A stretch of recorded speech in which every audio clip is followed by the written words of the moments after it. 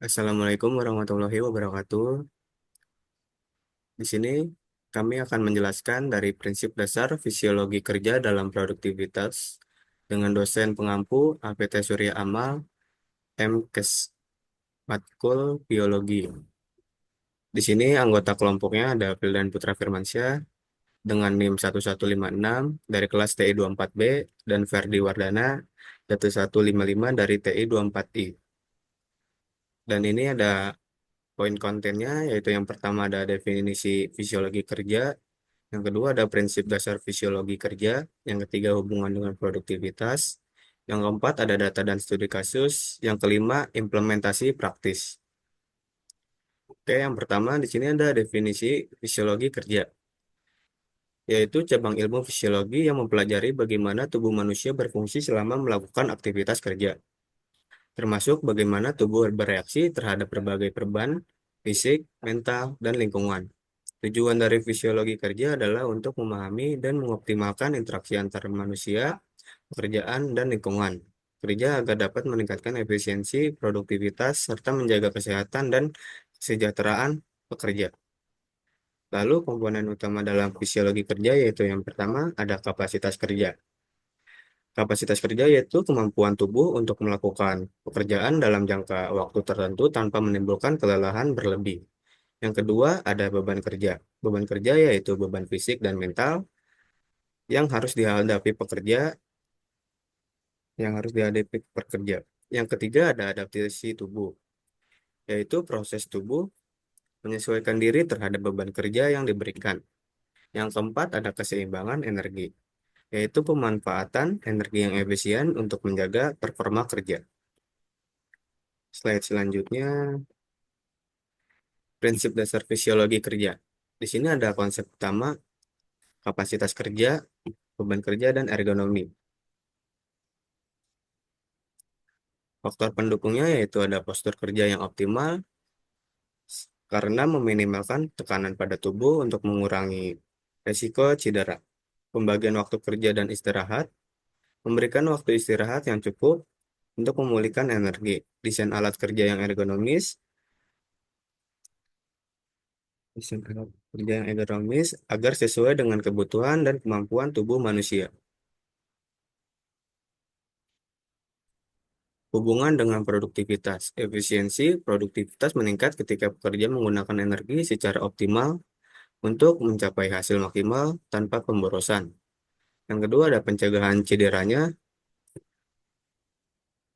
dan kelelahan pekerja, optimalisasi penggunaan energi untuk mencapai hasil maksimal, pengelolaan beban kerja secara seimbang untuk mencegah stres. Lalu ada keseimbangan beban kerja. Beban kerja fisik dan mental yang terkelola dengan baik mencegah stres, terlebih menjaga kesehatan dan mempertahankan produktivitas jangka panjang. Fer, baca. Ya, data dan studi kasus pengaruh motivasi kerja dan kompensasi terhadap kepuasan kerja karyawan di PT Bank Rakyat Indonesia Kanca Medan Putri Hijau, yaitu ada dua ya. Yang pertama itu populasi. Dari total 228 karyawan, sebanyak 145 responden dipilih sebagai sampel penelitian. Eh, yang pertama itu populasi penelitian itu sampelnya sebanyak 145 responden dan total 228 karyawan. Dan yang kedua itu pengumpulan data. Data primer dikumpulkan melalui observasi, wawancara, dan kuesioner. Metode pengumpulan data terbagi menjadi tiga, yaitu observasi, wawancara, dan kuesioner. Hasil analisisnya yaitu analisis data, yaitu menggunakan analisis regresi linier berganda untuk menguji pengaruh variabel independen, motivasi kerja dan kompensasi terhadap variabel dependen atau kepuasan kerja. Hasil analisisnya itu motivasi kerja dan kompensasi memiliki pengaruh positif signifikan terhadap kepuasan kerja. Kompensasi. Kompensasi udah tadi. Oh ya, baik. Ya, yang selanjutnya itu benefits, kombinasi motivasi kerja dan kompensasi kerja. Kedua variabel tersebut berpengaruh positif dan signifikan terhadap kepuasan kerja, menunjukkan bahwa kombinasi motivasi dan kompensasi yang baik dapat meningkatkan kepuasan kerja karyawan secara keseluruhan. Kesimpulannya, fisiologi kerja adalah ilmu yang mempelajari hubungan antara tubuh manusia dan aktivitas kerja untuk meningkatkan efisiensi, produktivitas, dan kesejahteraan pekerja. Dengan memahami prinsip fisiologi kerja, seperti kapasitas kerja, beban kerja, dan ergonomi, perusahaan dapat menciptakan lingkungan kerja yang lebih sehat dan nyaman. Implementasi konsep ini termasuk pengaturan waktu, kerja istirahat, dan desain ergonomis, mampu meningkatkan kinerja serta mengurangi resiko kelelahan dan cedera.